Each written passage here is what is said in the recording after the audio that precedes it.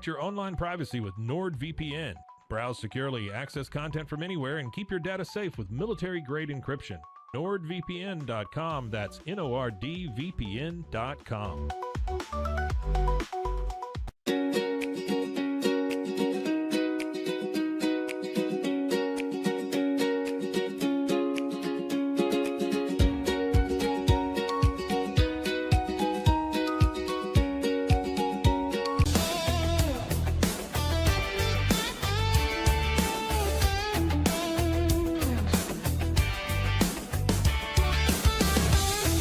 Not just a glove, it's a 44 Pro. Crafted with dedication, made for performance, and built to last. Get your custom glove today at 44pro.com and experience the 44 Pro difference. That's 44pro.com, 44 Pro.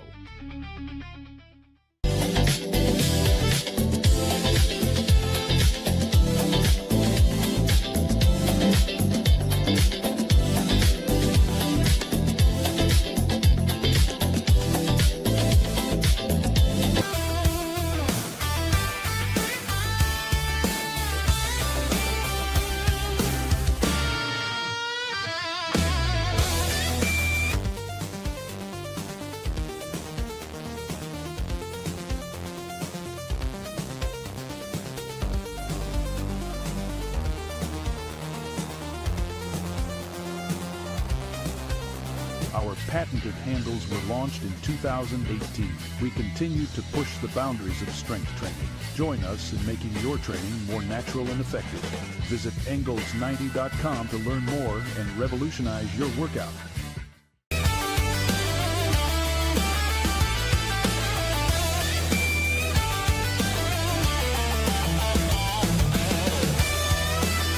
Looking for tickets to the hottest shows, games, and events? Ticket Liquidator is your one-stop shop for great prices, no hassles, and guaranteed tickets. Whether it's sports, theater, or concert, for the best seats at the biggest events, start with Ticket Liquidator today at ticketliquidator.com. Ticket Liquidator.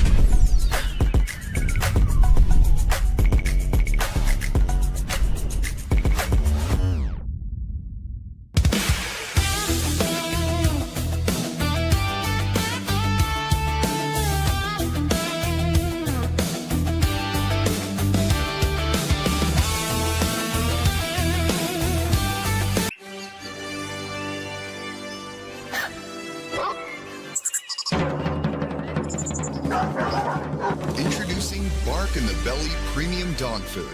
100% of profits go to help dogs in need. Over 30% of adults struggle with chronic foot and joint pain, and many face mobility limitations as they age. But a revolutionary Comfort First slipper has taken the wellness world by storm. Try Cloud Slides and feel you are walking on the clouds. Cloud Slides.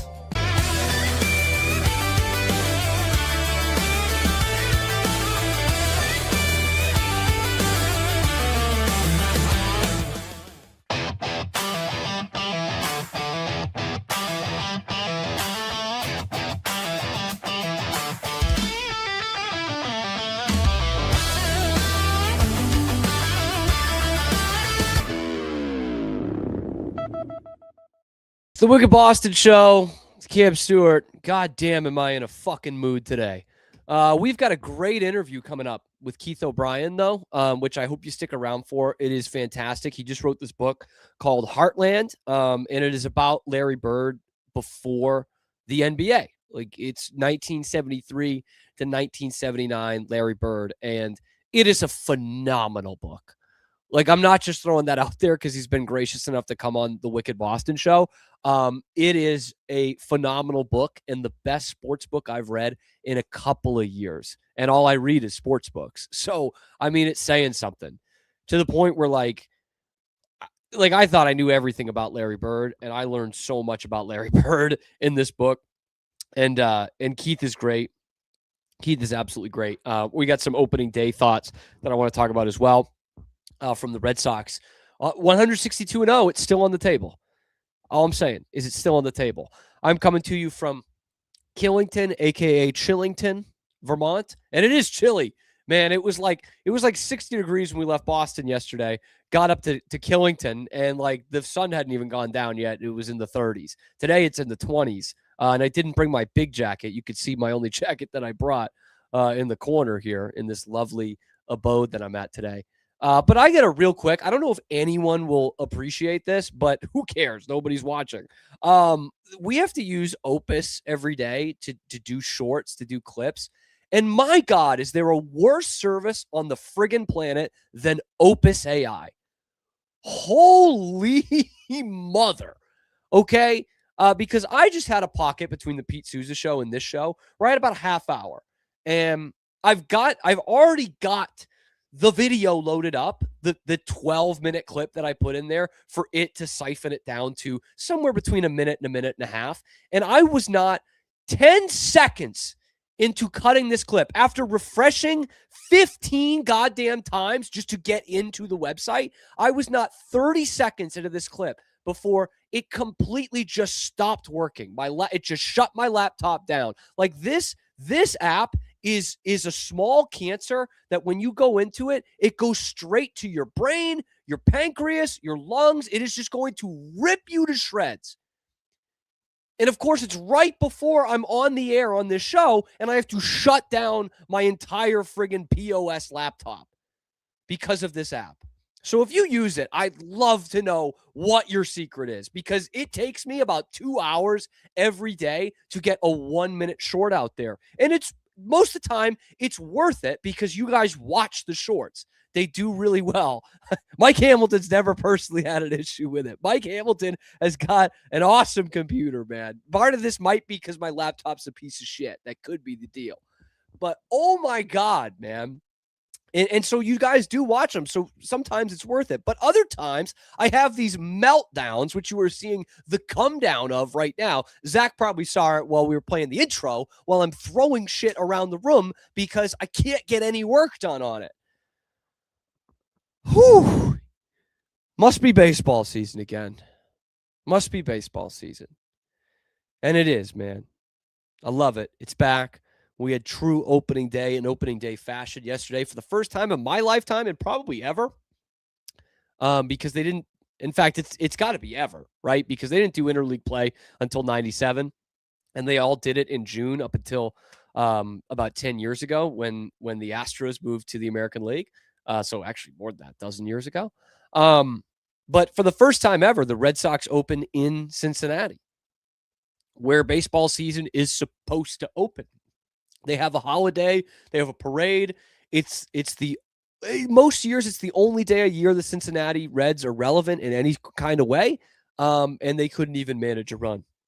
So, Red Sox season is here, and therefore it is time for some overreactions, some opening day overreactions. And I about flipped a lid yesterday when I saw the lineup go out there day one. Second base, Isaiah Kiner-Falefa. On the bench, Marcelo Meyer. And I am fully admitting to you now, this is an overreaction. This is one game, but it pissed me off. Because again, it's like, you name Marcelo Meyer your starting second baseman. No one forced you to do that. Okay, Alex Cora says to the media in the last week of spring training, Marcelo Meyer is our second baseman. And then on day freaking one of the season, day one, he's not the second baseman. So which is it? Oh, well, because he's playing a lefty. And we've got a platoon. And this is what is so fascinating to me. In this world, obviously it's all analytics driven in baseball now. And I love that. I actually do. I'm way into that. But in this world of 3 total outcomes, right, where we don't even give half a shit about singles anymore, right? We just want walks or home runs, and we'll take the strikeouts that go with it, right? Teams are getting a little bit better in the last 2 seasons or so, but teams aren't really running. Okay, teams aren't bunting. Teams aren't doing the fundamentals. The Red Sox bring guys up that don't even know how to play their positions. Like we've said, screw it with the fundamentals, except when it comes to platooning. Alex Cora will platoon anybody. Ted Williams would not have been in the starting lineup for the Red Sox yesterday because they were facing a lefty. And we see it day one with Marcelo Meyer. He's going to be your second baseman this year? Is he going to be a mainstay in your lineup in the future? Because he was your top prospect before Roman Anthony. Is he going to be a part of your organization for a long time? Is he or not? Because at some point, he has to face left-handed pitching. At some point, he has to do that. And maybe the writing was on the wall, and I was just being naive, because when they went out and got IKF, Izzy, Isaiah Kiner Falefa, I'm thinking, okay, that sucks for Christian Campbell, but this is a bench piece. This is a guy who is Romy Gonzalez. He will be on the bench until somebody gets hurt. Except the problem is, Cam, dummy, Romy Gonzalez plays against lefties too. Because God forbid Marcelo Meyer ever learn how to hit against a lefty. Bro needs to learn how to hit against righties. He needs to learn how to hit in the major leagues. How is he going to this is what I've never understood. How is he going to get better at hitting lefties if he's never going to face them? And this might be a Red Sox organizational thing, because John Farrell used to do it with Travis Shaw too. It just annoyed the crap out of me. Like Romy Gonzalez and Rob Refsnyder and who was the other outfielder back in the day? Chris Young. Like, those guys were veterans. They were on their third or fourth team. You know, that's how you become a specialist who hits against lefties. Okay? But Marcelo Meyer can't be a guy that only hits against righties. Like, he was your top prospect before Roman Anthony. He's the highest draft pick ever in the history of this organization. Seemingly, he's going to be a part of this team for a long time. Where is he going to hurt? Where is he going to learn to hit against lefties? He's not going back down to the minors. What, are you going to have the pitching machine come out left-handed? You have some BP throwers throwing lefty, throwing some sliders? The kid has to learn. What better opportunity than, I don't know, game one of the season? Is that of any real consequence? Like, when is it going to be? Are we going to be hitting Isaiah Kiner Falefa in the 8th inning of a late September game that the Sox need because of lefties on the mound? Is that what we're going to do? The kid is in the big leagues, and he's not going back down. At some point, he needs to hit lefties. And you want to give him the occasional day off because he's got an injury history, and Isaiah Kiner Falefa is going to have to fill in for him at some point during this season? Okay. But the fact that they did it on opening day in game one shows me that we're just playing the same game again. And Meyer's never going to hit against lefties. And we're going to keep doing this platoon crap. What did I say about this the other day? Marcelo Meyer's your second baseman. Great. But let's cut the shit with the platooning. You didn't do it for William Abreu, and he had a hit yesterday. So I'm just sick of this. And there was a great note on Twitter that the Red Sox scored in every inning that Isaiah Kiner Falefa was on the bench. And Marcelo Meyer comes in and he hits a double right away. The kid can hit. He's going to be able to hit. But he's got to see lefties at some point. You're not helping him at all. Just like you didn't help Christian Campbell. You hurt him. And I'm starting to think, like, I mean, this is a way overreaction, but like Roman Anthony might just be so special that you can't ruin him. Like, he overcomes all these tactics by the Red Sox. But I'm going to friggin' vomit if we just see Isaiah Kiner Falefa in the lineup every time they face a lefty. They're going to face another one, probably Nick Lodolo on Sunday. Like, at some point, Meyer's got to see them. Roman Anthony has, and he was great yesterday. Which leads me to another overreaction, I guess, is, man, did Roman Anthony show up for you? Game one. Oh, he only hit singles. Don't care. Don't care, bro. He had 3 singles, and then it looks like he strikes out in the 9th inning. But Roman Anthony, the Ted Williams reincarnation, Roman Anthony, like I really think that they cryogenically froze Ted Williams' body somewhere else and just put Roman Anthony's head on it. He's the second coming of Ted Williams, who had the best eye for the strike zone ever. And in the 9th inning, 3-2 pitch, tough one to take. He takes it, spits on it, and then challenges the strike 3 call. It's ball 4. He gets on base. Jaron Duran brings a couple runs in. Insurance. They were supposed to get out of the inning with that. Roman Anthony is too smart for this game. He might be. But man, you talk about your big guns coming through. Who are the 2 best baseball players on this team? Roman Anthony and Garrett Crochet. Roman goes 3 for 4, draws a key walk on an on a challenge call in the 9th inning. That leads to a couple more runs.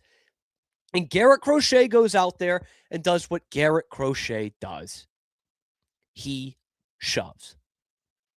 6 innings, 3 hits, a couple of walks, which is out of character for him, but 8 strikeouts in 6 shutout innings. Only threw 80 pitches. And you had your bridge. You had a high leverage situation day 1, and it worked.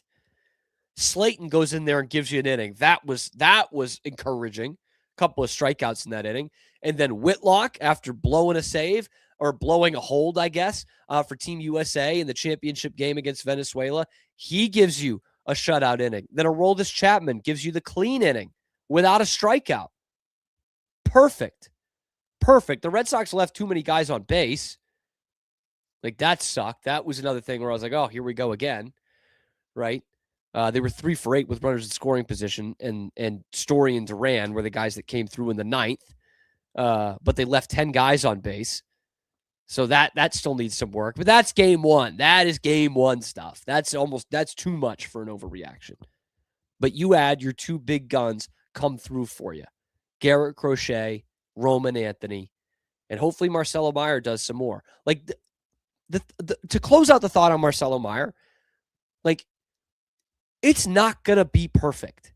In fact, it might not look good for a while. He had some struggles at the plate last year. He had a lot of trouble reading pitches at the major league level. Like, there's going to be some trouble there. There are going to be some hiccups. That's why the freaking season is 162 games, and we can't be jumping to conclusions after game 1. We got to let the kid figure it out a little bit. Let's see him actually face some lefties. But let me know what you guys think in the comments below. Are the Sox going 162-0? Look. All I'm saying is it's on the table. It is not off the table yet. Let me know in the comment section below. Be sure to like the video, subscribe to the channel. We come at you every weekday on YouTube, and then, of course, wherever you get your podcasts as well. It is your lunchtime alternative to Boston Sports Talk Radio here on the Wicked Boston Show with Cam Stewart on 365 Sports. Whew, I think I've calmed down a little bit, Zach. I think I've calmed down just a tad. But damn, man, I'm as soon as we throw to Keith O'Brien, I'm going to have to go right back to Opus. So anyway, let's talk some Celtics real quick. We'll go Celtics and then into Celtics after the commercial break. But I wish I could have talked about this on Thursday. We got to have to push it to Friday, but I think it's worth still talking about 2 days later.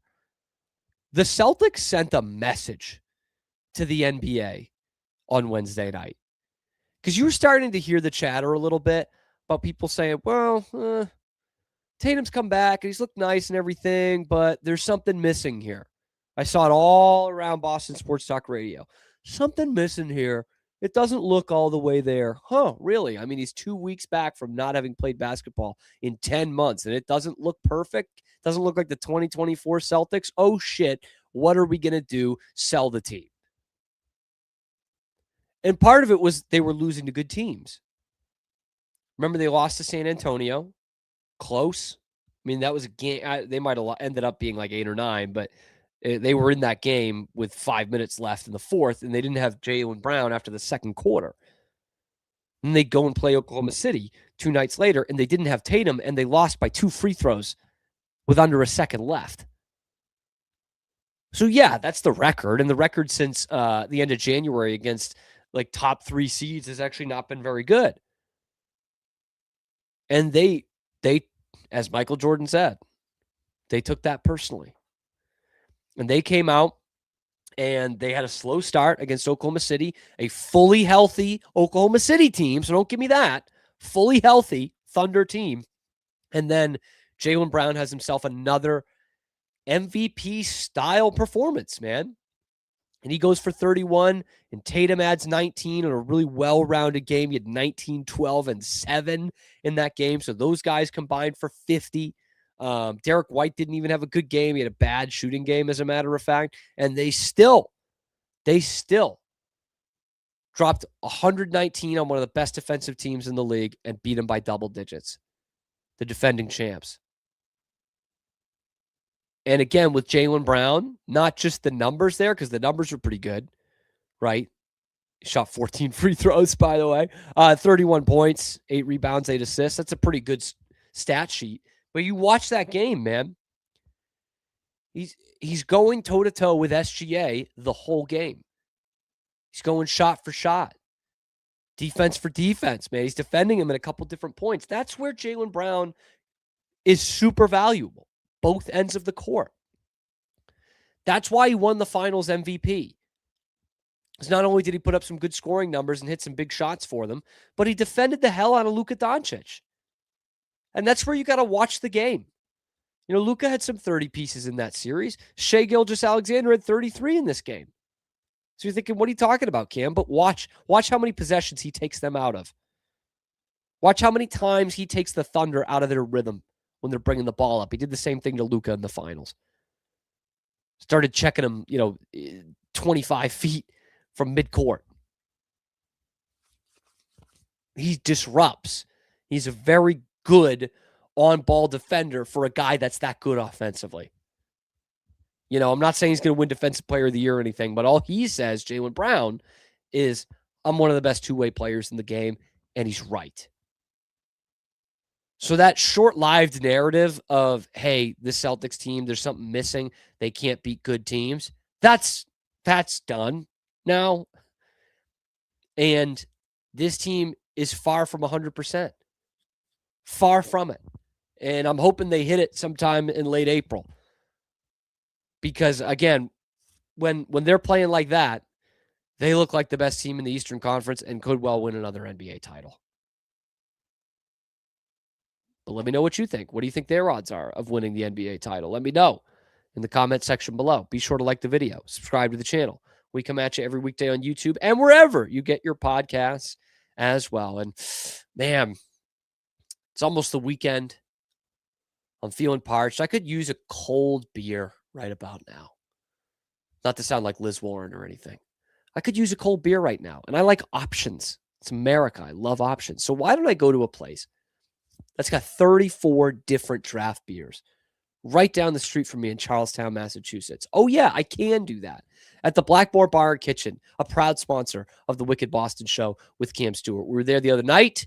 We're getting confirmation from Stephanie to be back there in a couple of weeks for the last Bruins regular season game. But look, guys, if you're going to an event at the Garden, okay, whether it be Celtics, Bruins, graduations are coming up, concerts. If you are going to the Garden and you need something to pick you up before, get you in the mood, and then help you wind down afterwards, there's no better place than the Blackmore Bar and Kitchen, okay? It's in Charlestown. You get cheap parking right around the corner. Go in, again, 34 different draft beers, great menu, brunch on the weekends, and then you just take a nice walk. The weather's getting nicer. Take a nice walk over the Bill Russell Bridge, and bam, you're right there at the Garden. Before the game, after the game, Blackmore Bar and Kitchen, man, that is the only place to go. So check them out and see us back on, I'll just say it, we're waiting on official confirmation, but April the 14th is when we will be back there before Bruins Devils last game of the regular season. And then hopefully some Bruins playoff hockey. And we'd love to get back there for that. We're going to get a great interview in after this short break. Keith O'Brien, he wrote the book Heartland. It just came out at the beginning of this month. I read it like it was nothing. It was so good. All about his time before the Celtics and some never before heard stories. So we're going to take a quick break. When we come back, Keith O'Brien, super generous with his time, going to tell us all about the legend, the myth of Larry Bird. That is coming up next on the Wicked Boston Show.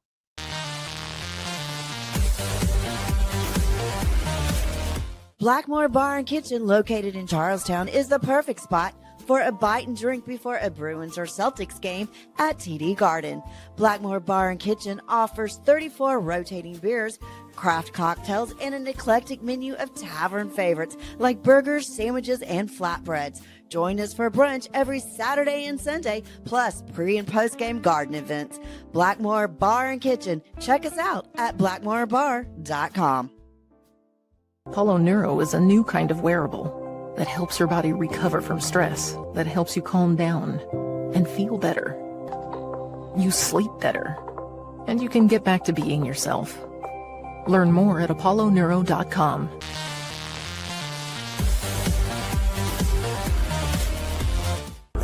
But boy, it looked effortless. Man, watch this. Layups, floaters, threes. He was like an unsolvable equation. I was born like this. His resilience, his strength, his belief, adversity never stood a chance. Know your power.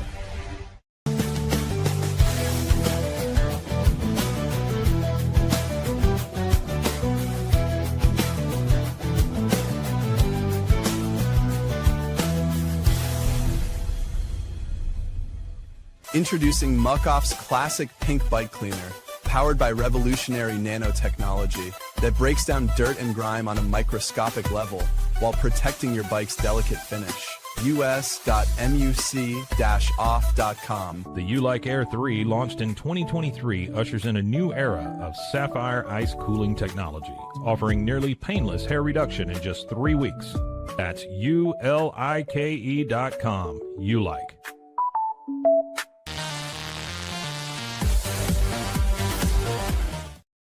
Welcome back into the Wicked Boston Show here on 365 Sports. I'm your host, Cam Stuart, on your lunchtime alternative to Boston Sports Talk Radio. And joining me, my next guest, as it were, the great Keith O'Brien, now writer of the hit book, Heartland, which is all about Larry Bird's time before the Celtics. I'll give you the full title because we got him here. Heartland, A Forgotten Place, An Impossible Dream, and the Miracle of Larry Bird. And Keith, I just ate this up. I finished it in like 4 days, which for everyone else is like 4 hours, Keith. I mean, I'm a meathead. It takes me some time. And I was recommending it to some of my future in-laws who are not big sports fans. And I'm raving about it. And they asked me like, Cam, we hear you talk about Boston sports history crap all day. Like, what could you have learned about Larry Bird? And I was like, no, seriously. I learned a lot about Larry Bird from this book. And so I would love to get from you, like, what inspired this? Well, two things, really. My last book was about Pete Rose. It's called Charlie Hustle. And for that book, I went back to my roots. I was back in the Midwest where I was born and raised for a couple of years, obviously. And coming out of that project, I was just thinking about other Midwestern stories that were maybe out there that we had maybe overlooked, and started thinking about Larry Bird. But, I wasn't interested in the full biography. I feel like the 1980s Celtics years have been covered ad nauseum in books and in documentaries. I really was interested in this origin story. And, as I started looking at it, it became clear to me that really for the past 50 years, we've been telling this story one way and the same way. Yeah, anytime we come to the story of Larry Bird in the early years, we always do the Bird Magic thing, where we lump Larry Bird and Magic Johnson in together. And I get it. I know why we do that as a storyteller. Of course, Bird and Magic will play each other in that epic championship game in March 1979, the most watched basketball game of all time.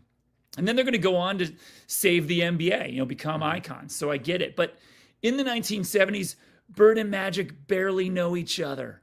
They've met one time before 1979. In that one time, they hardly spoke. So they're not friends, they're not rivals, they're not anything.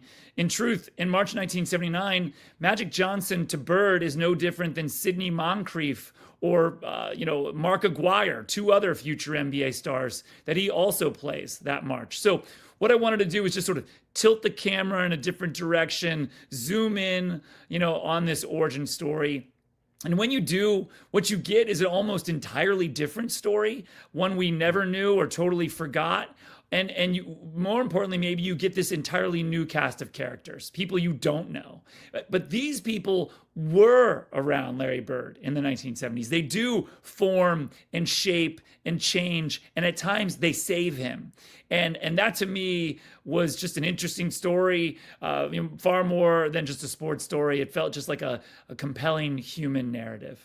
Yeah. And I love that this is something you can get from your medium, writing a book rather than in a documentary or a miniseries or a movie. Like, you really set the stage of the people who did know Larry Bird, not just, hey, what was Larry Bird like? But you've got stories that branch off of that. And that's what really, I think, makes this compelling, is what Larry Bird is in the middle of.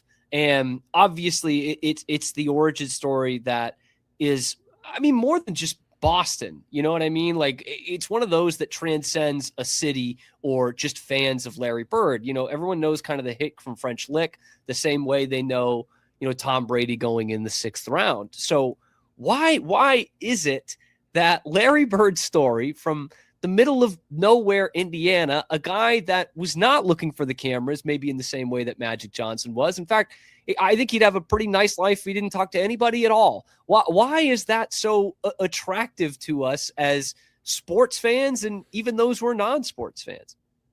The Larry Bird story that I tell between 1973 and 1979 is one of the great underdog stories of the past 50 years.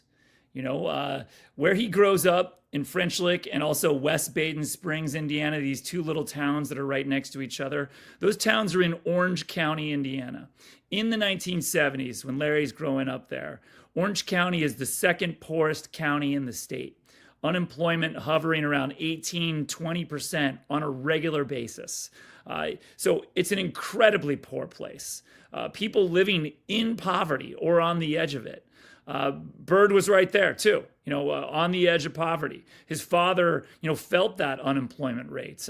His father, Joey Bird, was in and out of work, couldn't keep a job, struggles with drinking, struggles in general.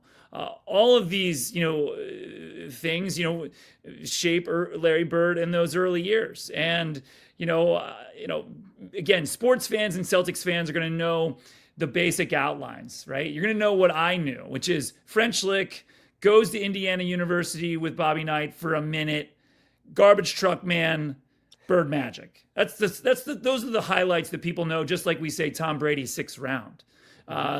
But, it is far darker than that, far more troubled than that. And I don't mean that in a negative way. I mean that to say we don't even understand the magnitude of obstacles that Larry Bird faced in the early 1970s. And in fact, based on my reporting, it's in the book Heartland, by 1975, Larry Bird has nearly disappeared forever. He is not on anyone's radar. He is not being written about in Indiana papers, even his local paper in French Lick. No one cares about him anymore. And were it not, for a man named Bill Hodges, a down on his luck assistant coach, newly hired at Indiana State, who I imagine we'll talk about here today. Were it not for Bill Hodges, I do think we never know the name Larry Bird. It is a sliding doors moment for Bird, for Boston fans, really for all of us, that I think we've just completely forgotten. And that's what's so great about this. 5 years before he's the rookie of the year in the NBA, he's Boobie Miles without the ACL tear. He's the has-been, the one that we all know that goes back to the high school games and then gets drunk after or sometimes before. That's the kind of guy we all kind of know. And instead that person becomes Larry Bird, which I think is so fascinating. And, we kind of know Larry's prickly personality, I guess we can call it, and certainly not very trusting of strangers. You're in the heartland of America, where it's probably that way around a lot of Orange County. So there's been people trying to dig into Larry Bird for 45, 50 years. What kind of challenges did you run into when you actually went out to French Lick and Baden Springs and tried to put this story together? Well, a lot of challenges. I mean, for starters, Larry Bird wasn't participating with me for this book. And obviously as a historian, as a journalist, I want to talk to everybody. I want to talk to Bird. But I've learned did over he the years. Politely decline? Was that a polite decline from Larry? Well, it's hard to say for sure. I mean, you're not communicating with Larry Bird. Right. You're communicating with an intermediary, his agent. Let's just say it was cordial, but cold and firm. And right. there was no wiggle room on it. It felt like, and listen, as I was saying, you want to talk to him, but I've learned over the years, in particular through these last two books, that you can often get a more accurate portrait of a person by talking to 30, 50, 75 people around that person than you can by talking to the person, him or herself. But it, of course, is a challenge when the agent is throwing up roadblocks, throwing up obstacles, and then I got to go to French Lick as an outsider to try to meet with people. And as a journalist, that's what I do. I drop into places. I go places that I've never been before, talk to people I don't know. That's what I've been doing for decades. But this was actually a new and different challenge. People in French Lick at times weren't calling me back. I knew I had the number. I knew it was right, but I wasn't hearing back from people. It was only after I went there and really just sort of lived there, setting up at the Best Western on the edge of town, and texting people, okay, now I'm here now, and I'll meet you anytime this week. Now people got back to me. I spent days and days in the French Lick Library. While this book is built off, more than 200 hours of interviews with the people who lived it, it's also built off documents, primary and secondary source documents, including local newspaper coverage in rural Indiana. These are newspapers that aren't digitized. You're not going to find them on newspapers.com or the internet. You got to go to the library. You got to live in the library, splayed out on the floor, flipping the pages of giant books of old yellow newspapers. So all of that kind of work, boots on the ground reporting, documents, it helped me, tell this story. God, was there anywhere you'd rather be than the French Lick Library with the newspaper sprawled out? No, there's nowhere I'd rather be. And, and I'll tell you a fun story about that. So I wanted to bring Larry Bird's father, back to life on the pages of the book. Again, Celtics fans will likely know the one-liner. Larry Bird's father, Joey Bird, commits suicide. He takes his own life. And he does it at a very dark moment in Larry's life. It's at that moment where Larry is slipping away forever. And, in most retellings of Larry's story, this is a one-liner. Joey Bird isn't even a person. He's just a thing that happens. And I did want to bring Joey back to life on the pages of the book. And that required a lot of things. It required reporting on the ground in French Lick, talking to people, who are now old timers, but knew Joey Bird in the 70s when they were maybe 30 years old or 40 years old.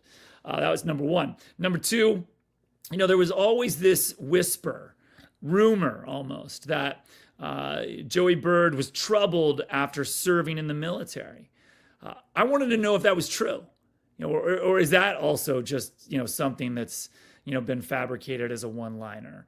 And so, I tracked down Joey Bird's military records from his service in World War II and Korea, two wars.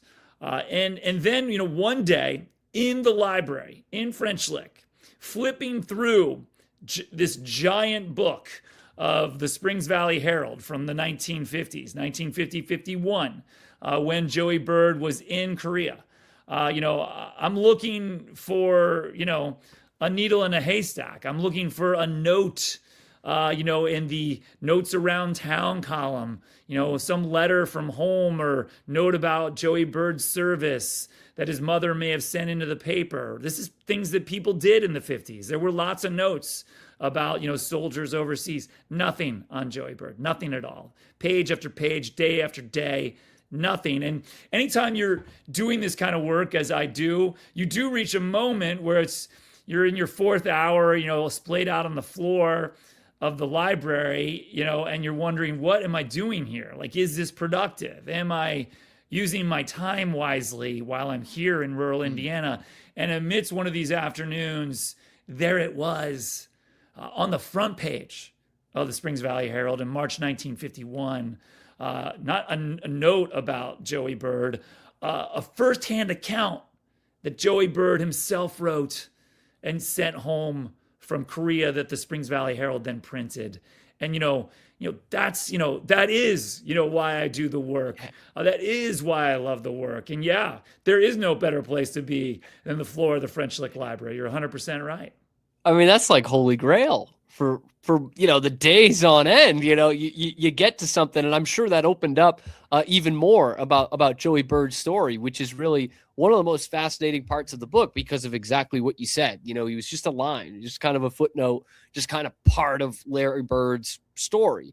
And when you dig deeper into it, it really, I think, sets a context and answers a lot about the way that Larry was when you start hearing about him in his days at Indiana State.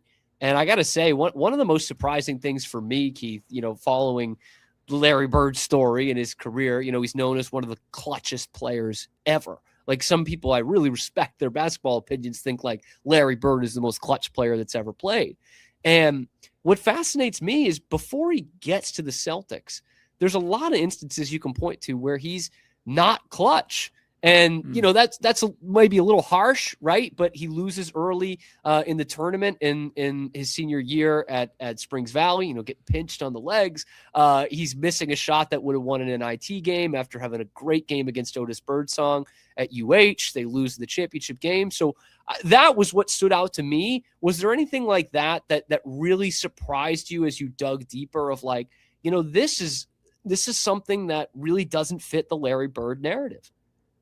Well, I mean, sure, lots of things, and especially today, I think TikTok and Instagram Reels, boil Larry Bird down to a cliche, this trash talking, swaggering player. And certainly that's in him. It's part of him. But I lived through the 80s. I was watching those games at the time. I'm dating myself here, but I was. Nobody talked about Larry Bird as a trash talker in the 80s. That wasn't part of the narrative then. He was discussed as a great player, an all-time great, who could have won 4 titles in a row, NBA titles, were it not for Magic Johnson. But that really wasn't part of his narrative at the time, which I think is also interesting. So, there's a lot, I think, that, Celtics fans will be surprised about. And, one thing that I was stunned to learn is that Larry Bird never plays on national TV until late February 1979, almost exactly 4 weeks before the end of his college career. So, most people until February 26, 1979, have never seen him play. He's a name. He's a person they've seen on the cover of Sports Illustrated once. He's a photograph in black and white that maybe appeared in their papers, but most likely did not. And so it's not really until that final, 4 weeks of his college career that Larry Bird sort of finally breaks through. And again, we oversimplify these stories at times. And, folks will be surprised to know that Larry Bird faces adversity after adversity, not just in French Lick, but even after he gets, to Indiana State. It is not all handed to him. It isn't an immediate success. There are failures along the way. There are moments, frankly, where Larry Bird's career could have gone in a completely different direction if it had been covered differently by the media. We would think about him differently if the stories had been written differently, which, the media certainly had the ability to do, but didn't do. So, all of these things I think, are surprising. Yeah, because it's interesting you point that out because, obviously you build it up, talking to the people around French Lick and then Terre Haute. Like, he is a cult hero there, and he's on the cover of Sports Illustrated. But like you said, kind of late February, that's when Billy Packer is comparing him to Bailey Howell, a nice player on some Celtics championship teams, but certainly not, like, he's not saying this guy's going to be a Hall of Famer. And that's all you're hearing about if you go to his games of, wow, some of the coaches that coached against him, some of the players that played against him are like, that's the best player I've ever played against. And then you got Billy Packer comparing him to Bailey Howell. And it almost made me think of Robbie Avila, Kareem Abdul-Jabbar, who's playing for St. Louis, played at Indiana State. Awesome, fun player to watch, kind of that mini Jokic thing. He's got the beer belly that people like, but I don't think anyone's expecting him to be an NBA, basketball Hall of Famer when he makes that next step. And it sounds like Larry Bird was kind of in that same mold. Does it change at all when Red Auerbach, the best mind in basketball, picks him knowing that he's probably not going to come there the first year? Well, I want to double back on something. I love Avila, Kareem Abdul-Jabbar, but Bird's in a different category for sure. I mean, Bird's averaging 30 points a game. He's a two-time All-American, first-team All-American in 78 and 79. He is, a full level above Avila. But you're right. I mean, I also love the Bailey Howell reference getting into any interview. Amazing. Yeah, that was one that stood out so much to me. I was like, wow, Billy Packer is a great commentator. Right. Like, he knows his stuff. And like you're saying here, like, he's not the household name, but the numbers are there, the buzz is there, SI is there, and still it's like, it could be Bailey Howell. Well, I mean, in fairness to Billy Packer for a moment, he wasn't the only one saying it. True. Bird is a two-time All-American by 79, putting up 30 points a game. But as I said, he's never played on national TV until 4 weeks before the end of his career. Most people haven't seen him. Even most Boston fans have never seen him. And so there's a lot of unknowns. And he's doing this in Terre Haute for Indiana State in the Missouri Valley Conference. So there were lots of questions about Bird and his ability to compete at the next level. It was the same questions he had heard in high school. In French Lick, it's a tiny little high school there, Springs Valley High. They don't go far in the postseason tournament. In the regular season, they play other little towns, Paoli, Orleans, Lagodi, etc. These are not powerhouse programs. They're other little towns in Southwest Indiana. So, people don't believe in him going into college. People don't believe in him going into the NBA. And back to your question about Red Auerbach, Auerbach drafts him in June 1978. And, in that draft, the Celtics take him 6th overall. 5 teams, including his hometown Indiana Pacers, pass on Bird. Now, the Pacers pass on Bird for a simple reason. Bird is leaning toward going back to college for his senior year, something, by the way, that would never happen today in 2026. But that's where Bird is leaning. And the Pacers are in financial disarray. And by financial disarray, I mean they are teetering on the edge of bankruptcy, of going away forever. And the Pacers can't invest a number 1 pick in a guy who might not even play for a year. Because the Pacers might not exist in a year. So they pass on him, 4 other teams pass on him, and then, here comes Red Auerbach. And Auerbach says something in June 78 that I love. It's one of my favorite lines. I'm going to, think about this line, whenever I make an important life decision.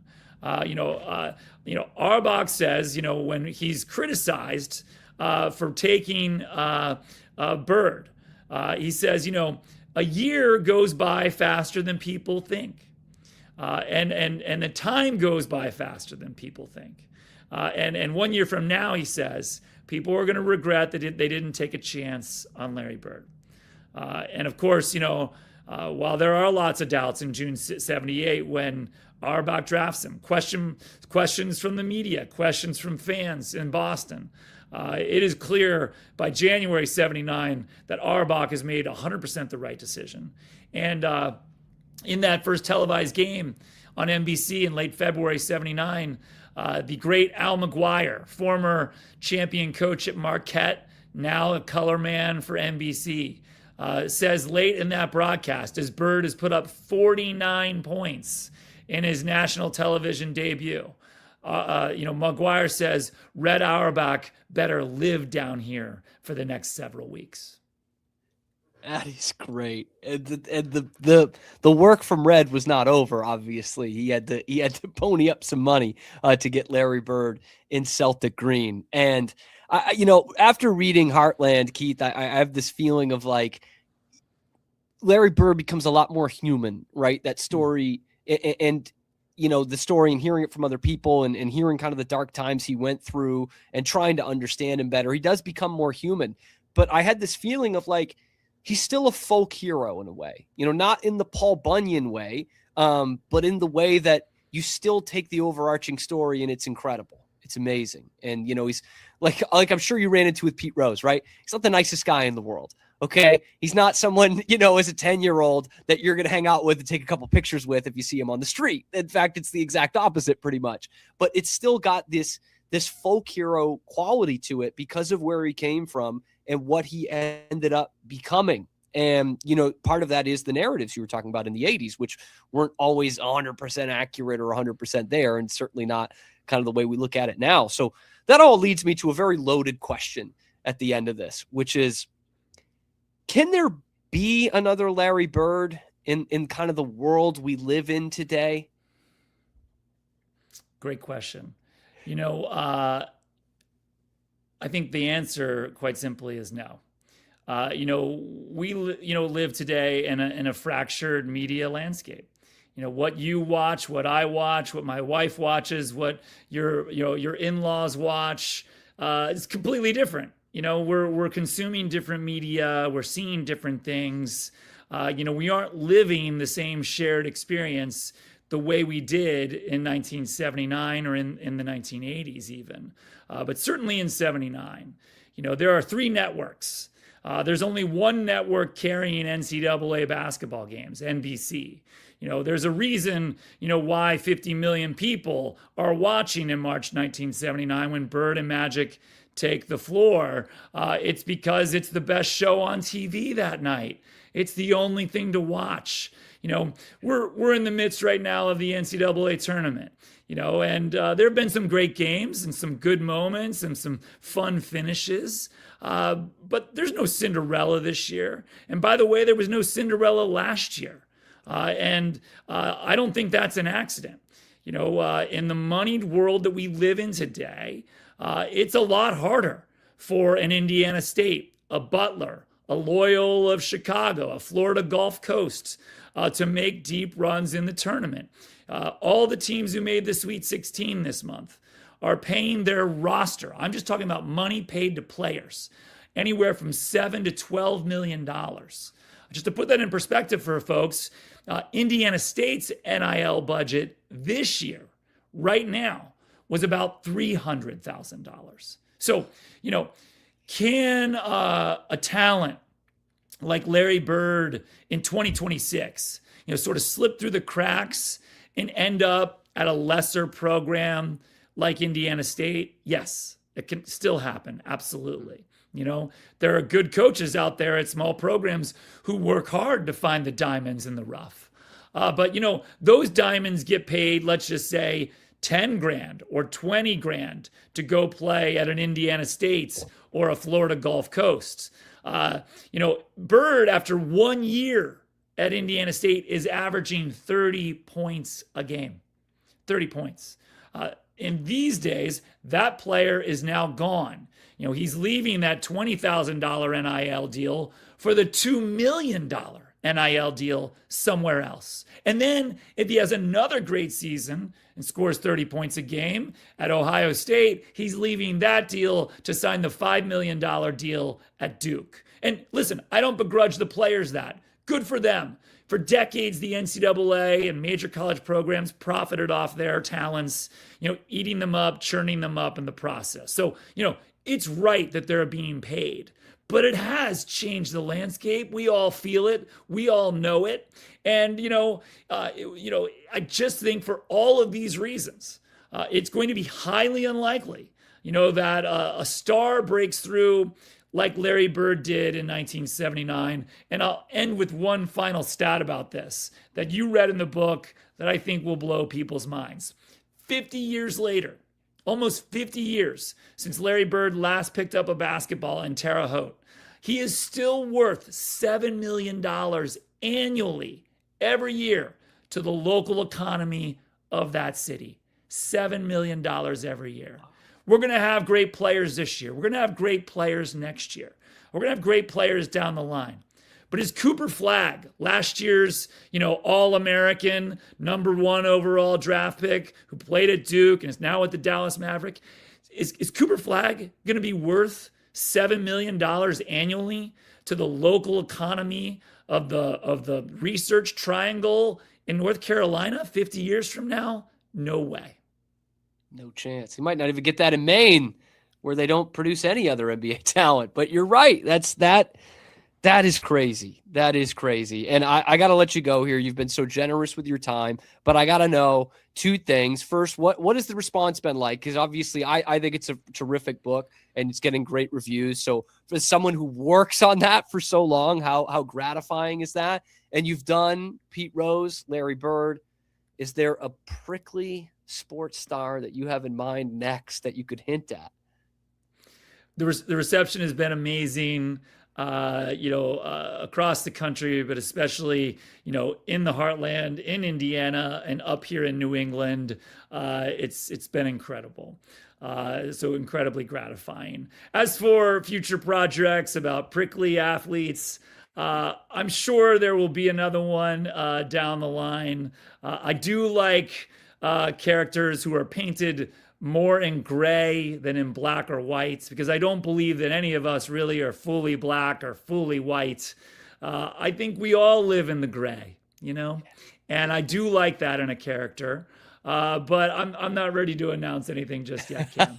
All right, that's fair enough. That's fair enough. What I will say to Celtics fans ready to pick this up, we obviously owe a lot of gratitude towards Red Auerbach and Larry Bird, but what this book will tell you is we really owe it to Bill Hodges, and we also owe it to the rims at Springs Valley High School that Joe B. Hall was shooting on in that game of horse, which has to be the greatest story from that book, how close things came to changing. And ironically, that becomes an iconic Larry Bird shot later on in his NBA career. Keith O'Brien, the book is called Heartland, A Forgotten Place, An Impossible Dream, and the Miracle of Larry Bird. Keith, thank you so much. You've been so generous with your time. I really appreciate you joining us on the show today. Thanks so much for having me. It was my pleasure. Oh, it's been the best. And thank you guys for tuning in. Be sure to like, subscribe, buy the damn book, and then get in the comment section below and tell us what your favorite story was, what you learned about Larry Bird in the comment section. And we will see you the next time on the Wicked Boston Show with Cam Stewart.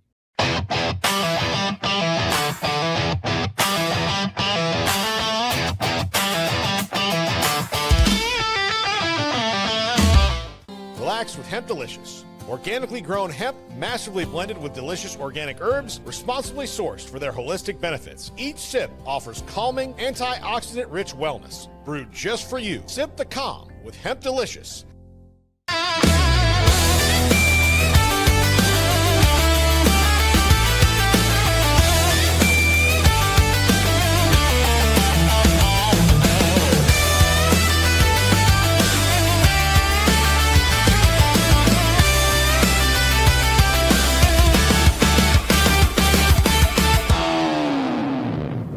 At Open Goal USA, we're revolutionizing training for both soccer and lacrosse with our innovative portable rebounders. Perfect for players of all ages and skill levels. Visit OpenGoAAALUSA.com and elevate your training today.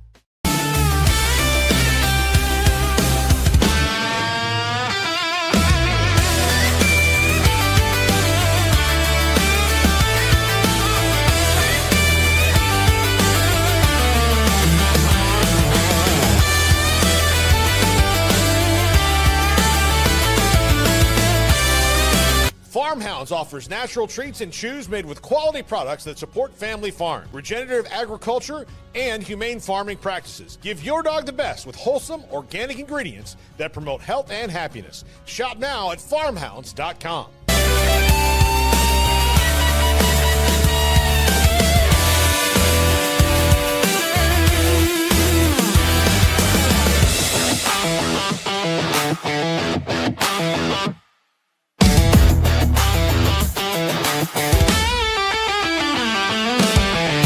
Get paid faster with Bill, the easiest way to send, receive, and manage your payments. No more delays, no more hassle. Whether you're a freelancer or a business, Bill makes payments seamless and secure, simple, fast, and reliable. Sign up today at Bill.com.